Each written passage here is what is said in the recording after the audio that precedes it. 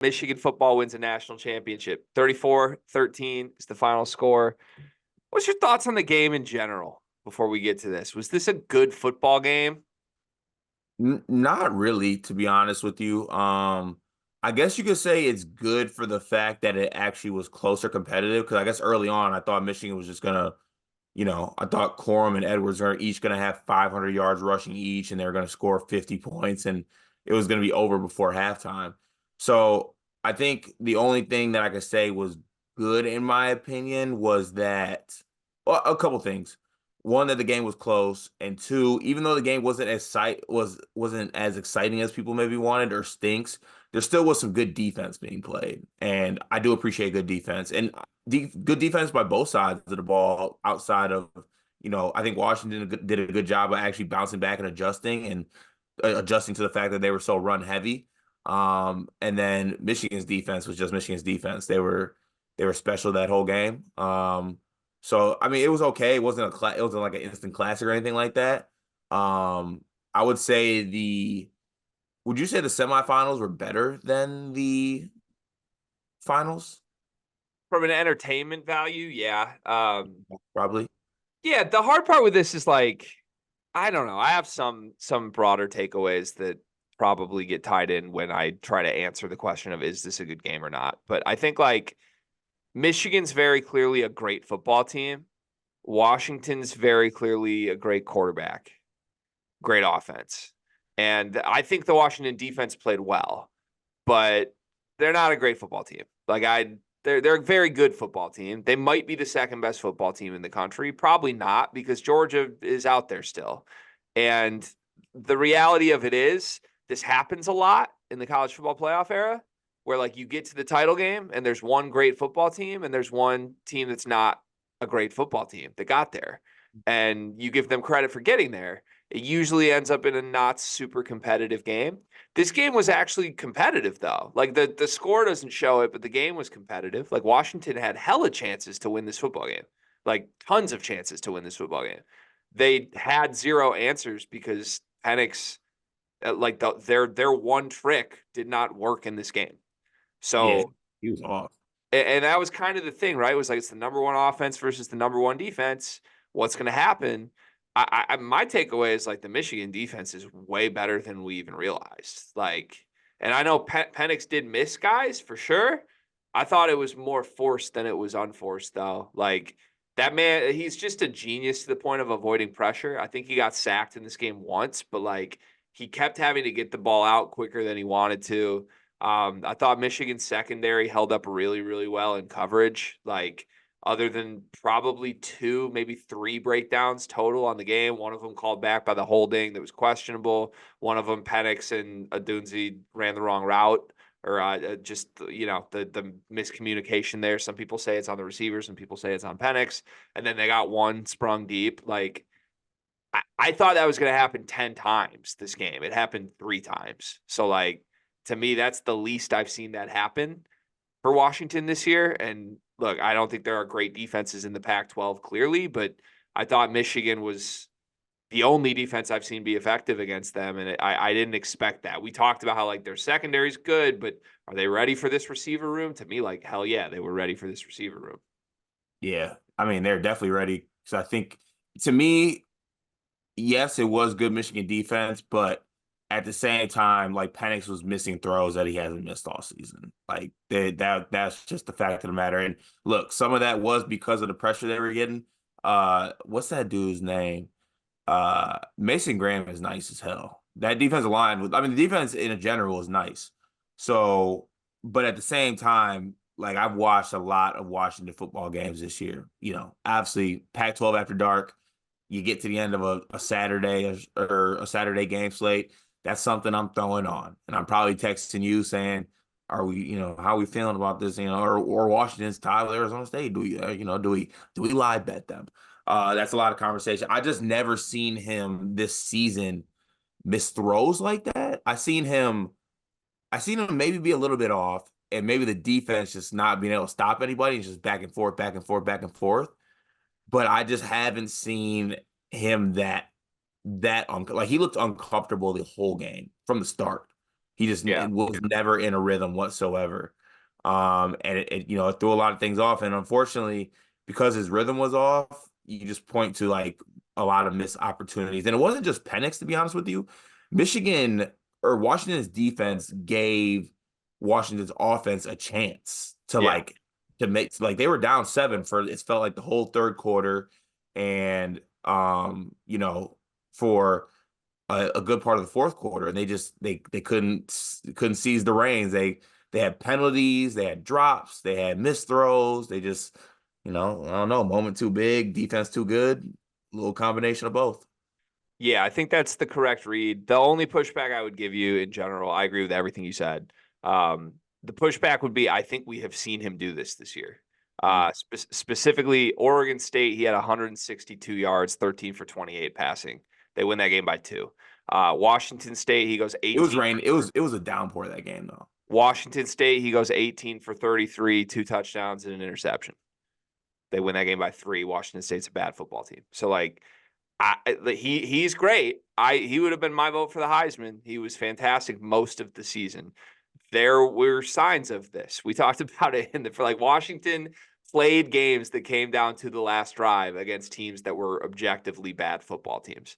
And look, I think the way the team is built, their only path to winning this game was Penix's legacy game, right? Is that fair to say? Yeah. The way that team is built, it's like if Penix is great, we have a chance against anybody. Penix wasn't great. And whether that was a mix of Michigan's defense and Penix just not showing up, or whether it was one or the other more than the other, I don't know. But I tweeted out, man, like he needed to be Kemba Walker in this game, and he was Braden Smith against FDU. That's how I felt. Like he was erratic. He was doing shit he normally doesn't do. And the moment that was happening early in the game was like, yeah, this is cooked. They have no other answers. And the thing is, like, you point to those games in the regular season, and he did have those, and I'll give you those, and those are good points. But I will say this, like, when it was big moment time, like Penix was making throws. Like Yeah. that last drive against Washington State, he was making the throws. They were the game against Oregon, that the first game against Oregon, he was making plays. The college football title game, or sorry, not the college football, the Pac-12 title game, making plays. Texas making every throw. And he just didn't in this game. Yeah. And that's where I think it becomes more of a credit to Michigan's defense, because they it was kind of like bend but don't break, but they never even really bent. Like they gave up the field goal on the first drive. One touchdown this game. I don't know. Outside of that, I thought it was just like a masterpiece performance from a defense that I think we always knew was great. But to me, like now that we're through this little 3-year era of Michigan football, potentially through the Jim Harbaugh era, I think we're going to look back and remember this defense is like really, really insanely special in a way I didn't anticipate even coming into this game. Like they have less star power, they have less big names than the previous 2 versions did. Like there is no Aiden Hutchinson on this team. Even like the teams a couple years ago that had like Devin Bush, like those dudes were like dudes. Samer still is definitely that. I think Will Johnson was stellar in this game, but to me, there's not like one dude who you're going to point to and be like, that was that defense. Like, no, this defense was just 11 dudes who a lot of them are going to end up in the NFL, and just a complete defense. Like they don't really give you anything. And for them to make the best offense in the country look the way they did, that was impressive. Dylan Johnson being banged up was part of that, I think, too. Want to give credit to him for even playing in this game. That's insane. They shot him up with some substances I don't even want to know about. Yeah, it's insane. Michigan offense side, I think everyone knew they were going to be able to run the ball in this game. I said the biggest key coming into this game was Sharon Moore versus himself. Is he going to get too cute? Is he going to go away from what works? I thought in the second quarter he did go away from what works, and then after that, Washington was really loading the box. Like, Michigan, for a team that ran for 303 yards on 38 carries, almost 10 yards a carry cart, they really had a whole stretch of this game where they were ineffective running the football, and it still totaled 300 yards. Blake Corum gets the legacy game in the end, 134 yards, 2 touchdowns. He got the 2 basically game-sealing touchdowns to put it out of reach. Donovan Edwards gave him the first 2 touchdowns. Good to see him for the first time all season. Only 6 carries for 104 yards and 2 touchdowns from Donovan Edwards in this game. I know that hurt you personally, watching Donovan Edwards break through on touch for 50-yard runs twice. Yeah, I mean, just tackle. Like Donovan Edwards is not that good anymore. Like he doesn't have the burst. He doesn't have the shit that he used to have. He had a little burst in this game, but yeah, it was untouched. Yeah, running like a synagogue was chasing him. But yeah, I don't get how. Yeah, I was very surprised, especially that first one. I was just like, you had him. He was right there, and all of a sudden, like a massive hole just opens up, and then the second one, another massive hole, just like could drive a goddamn Brinks truck through it. The first one, my guy didn't even hit the hole. The first one, my guy ran into his He made line it. with He it. made it tough. He's like, I'm gonna run into my guard, my center, and then go through the hole. Insane. But yeah, I mean, he was crushing. JJ McCarthy, like we said, we have the cookie bet going on. You're eating 140 cookies for this. In the end, it's a very quiet JJ McCarthy line. 10 for 18 in the game, 140 yards, 0 touchdowns, 0 interceptions is a key number. I don't want to over give him credit on that. I'm not trying to like paint this like it was a good game, but I think in order for Washington to win this game, highly likely they would have needed to force some JJ mistakes, even in the limited times that they tried to use JJ's arm. He didn't have any mistakes in this game. 31 yards on the ground, too. He had 2 big runs when Michigan's offense couldn't really get anything going that flipped the field in the second half. Your evaluation of your favorite quarterback, J.J. McCarthy, what did you see from him in this game? I mean, he didn't turn the ball over, so that's really what matters, and that's really all that matters. Like he didn't turn the ball over. Would you say he managed the game? Yeah, but like that's all they need him to do. That's Mm-hmm. the I think the discussion gets lost with me with JJ McCarthy is that I'm just on 2 different wavelengths. Like people tell me like this guy's gonna be dynamic and great in the NFL. I think he's gonna get a GM fired in the NFL if you draft him at a certain point. Like he's just like I don't see that a bit. Like I get the elusiveness, the ability to get out of the pocket and throw the ball, but I just don't see it with him. Like, is JJ McCarthy a NFL starting quarterback that like on a good team? It all depends on where he ends up to me. He's not a guy you like draft and build around. No, he's a guy you need to plug into an organization that's ready to win around him already. Like, is he better than Brock Purdy? I think he could be a winning starting quarterback in San Francisco. I don't know that he's better than Brock, but I think he could win there. I think a lot of quarterbacks could win there, though. Yeah, true. Yeah, Like but drop him on like who's gonna have the first pick? The Patriots? I don't even know who it is. Is it the Bears again? the Bears actually. Okay, well, drop him in Chicago instead of Justin Fields. He's not winning there. Yeah, gotcha. But yeah, I mean, the main stat is that he didn't turn the ball over. That's all they needed. Like, don't turn the ball over, hand it off, and let your defense cook. Okay. Yeah, I was frustrated with JJ just when they were throwing 8 guys in the box and it felt like Michigan's passing game couldn't make them pay. I was pretty frustrated because it's like this is kind of the moment people have been pointing to all season. Like they're gonna make JJ beat him. Like he's supposed to be good enough to beat him. And I felt like Washington's secondary played well in this game, but I was surprised Michigan couldn't get anything going through the air for the most part. Now they didn't really need to because when you run for 10 yards a carry on 38 attempts, like just keep doing that. And I give Sharon credit for sticking to that. But when they did have to go to like, let's keep them honest, like they're loading the box. We got to win one-on-ones. Michigan couldn't really do that. And it comes back. Like, I don't know. I still think this receiver room stinks.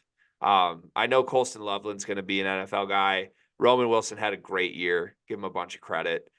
Like Cornelius Johnson dropped the ball and didn't go out of bounds in the 2-minute drill. Like that guy stinks. And he's been their second best receiver all season long. Samaj Morgan is baffling. Maybe he'll be good down the line, but like this receiver room stinks. So I think it's great Michigan won a national title with this receiver room.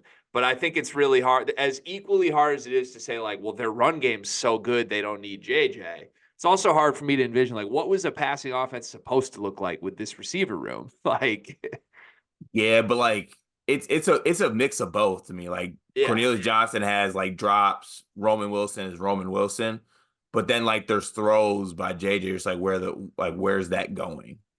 for sure. For So sure. I little just mix. it's one of those ones I think it's going to be really hard to make a true evaluation or say anything concrete until we see it. Like I won't be surprised if JJ's an all-time bust. I won't be surprised if he's a winning starting quarterback. I don't know. Depends on the situation. I don't feel like I've seen enough based on how he was used at Michigan to make an evaluation on that. It's closer to Zach Wilson with the calm app than he is to the second coming of white Patrick Mahomes that people told me he I was two. see. I don't. I think the largest gripe I have with this is I think it gets made out to be like people are still saying that shit, and I don't think anybody has in a long time. I mean, the 5 star. This is why we got rid of. This is why we got rid of Cade McNamara. Well, but like it is like, are we really Is doing Cade that? McNamara not doing the same thing JJ McCarthy did last night? I think they lose somewhere along the way if Cade's the quarterback. I don't. Here, I do.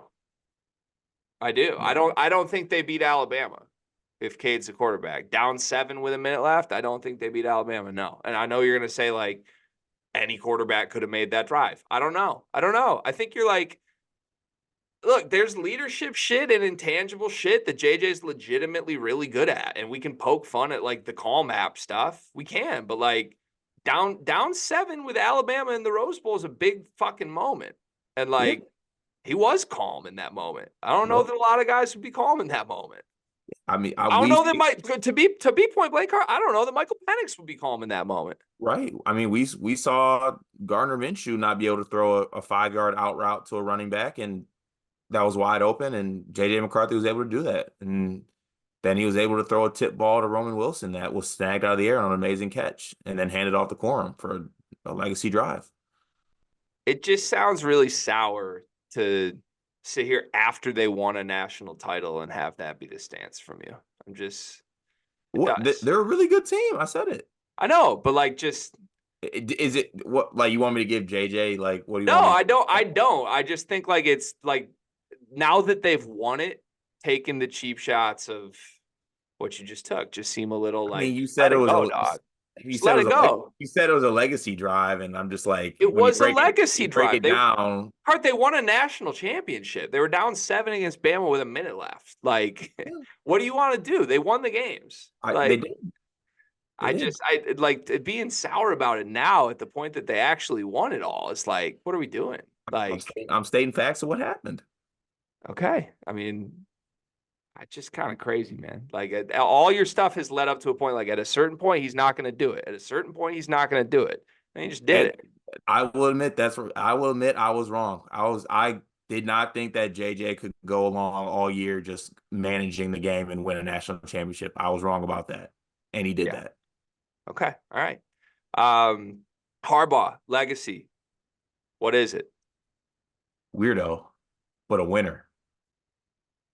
Is this it for him? I think no. Did you hear his comment to ESPN? About the spring game thing. Yep. Yeah, I don't think that means much though, but I do think he's gonna be there. So I don't either. Like I also don't think it means much, but at the same time, it was odd because he was asked that question like 7 times by different people after the game. And the other 6 times he got asked about it, he like did the full on ducking of it of like, I just want to get home. I just want to get home. It's my future. I hope to have a future, blah, blah, blah. Like he ducked it as if he's probably gone. So to be so pointed in one of the 7 times he got asked that and say like, yeah, we're moving the spread. Like it was just, it's back to your point. It's weird. Like it's weird that he didn't say that every 7 times he got asked. But Yeah. it feels like something that he said that to me. Like, Yeah. I mean, I would, if I'm like putting a percentage chance on it, I would say he's like 70% chance back. see, that seems coming into this game, I think we both would have said that's super high. I would have said like 90% gone coming into this game. He should leave. Do you think he's going to have the opportunity to leave, or is that why you're saying 70% back? Like nobody's going to offer No, I think that he's gonna get offers. I think he should leave. him? Okay. Okay.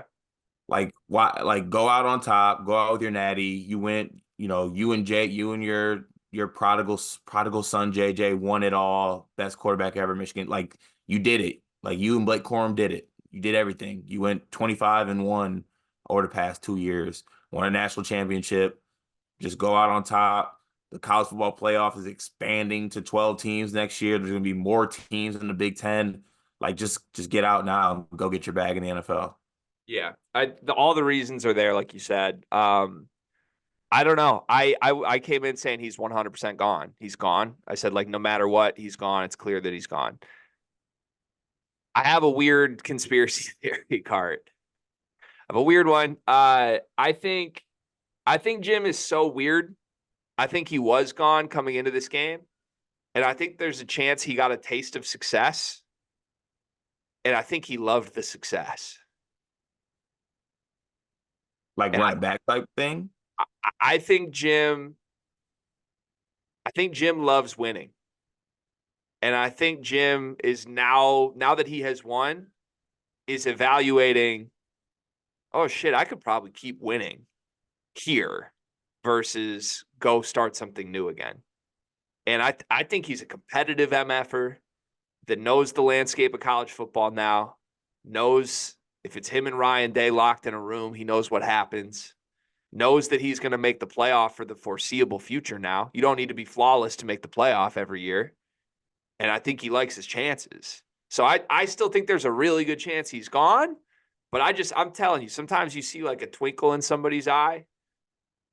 I saw that twinkle in the post game from him of like, oh, like he said, like, I get to be at the table with my brother and my dad now. They're both champions. It's like, now I'm at the like, I think dude might come back strictly because he got the taste of it and he can see more of it coming. Crazy they had a grown ass man at the kids' table. Yeah, kind of crazy. You're probably gonna hate this, but I do want to do this. I think looking back, the whole Harbaugh, like he was almost fired. Let's not forget that. He was literally almost fired. Michigan fans wanted him fired. It was a very serious conversation. For a while, it seemed like they were not going to bring him back. That was a thing as little as 3 years ago. The year that he did come back, he took a pay cut. Pretty pivotal moment in Michigan football history now that happened. And I think he deserves a lot of credit for that, truly. Like, there's a lot of ego in this shit. And obviously, the scandal has happened, and that's going to be a story here forever. But I don't think Michigan fans care. Like, the coach that they themselves wanted out took a pay cut to stay, then pushed Ryan Day's face in the dirt, said he was born on third base before they even beat them once, got his quarterback in, ran his other quarterback out. His quarterback literally has a tweet before Michigan ever beat Ohio State that said, Michigan fans, just stay calm. Give us time. And then he prattled off a 25-1 record. Like, I feel like Jim and this team in general, like, had the prophecy. And I think Jim would have left had he not taken a pay cut. And I think looking back, that's a pivotal moment in Michigan sports history.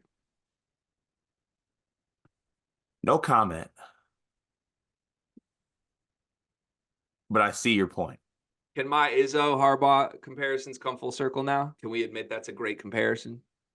I can you like give me a summary of that? I might have missed that. I think both are relatively shitty people for relatively equal reasons. Both are elite coaches in every sense. And now they both have a title. Yeah, I can see that comparison. Okay. That's my read. I've been saying for years, just the pushback to me was always, yeah, but Jim doesn't have the win. Like, now he does. So now I think I can do it. Yeah, and most certainly there will be no Michigan fans that will ever, as long as I live on this earth, as I am 30 right now, I will hear about this title when I'm 80. I'm sorry. Do you want to vent about it? Yeah, is what it is. Okay. Michigan plays Georgia tomorrow. What happens? Georgia probably wins by 10. Okay. I think that's on the safe side. Okay. What would you have it at? I'd have Georgia minus 13.5. With that said, don't do that would be what I encourage. I know you were part of your victory lap, or not your victory lap, your your emotional lashing out on Twitter last night was Georgia didn't play. I mean, the best team in college football didn't win it this year. Looks a little cringe. Best team in college basketball never wins it, and has nothing to do with winning a national championship. It doesn't, but it's still a thing. It looks really cringe. Like, it's just, I'm telling you as a friend, like, if that's the angle you're trying to play that you think makes you look good, it's tough. It's a tough one. It's a fact. It's a tough one. It's a very tough one. Facts. I'm just like, again, I'm looking out for you. I hear you. I hear Really you. tough I one. hear you. I hear you. But Like, facts are facts. you have a lot of good looks when you decide to get in the mud, and then sometimes you have some bad ones. And I think this was a really, really weak one. I need the NCAA to do their thing. That's a good angle. You should be playing that angle, not the good team didn't even play. That's a tough one. Who do you think is the best team in college football this year? Georgia. I don't think that matters. That has And nothing. then saying that Georgia didn't win, then saying that the That best team has won the nothing to title. do with that has nothing to do with the legitimacy of a title. Like, if a team wins a national championship in any sport, and you come in and be like, "Well, that team didn't," it's just I mean, I looks said it so last year. bad. I said it last year with college basketball. UConn. I don't think UConn was the best team in college basketball. Right, and that doesn't take anything away from UConn's title. So why It are you doesn't. doing It that? doesn't. It doesn't at all. I can still say it though. Then it looks lame. It's bad for your brand. It's bad for our brand. Is what I'm trying to tell you, my friend. I disagree.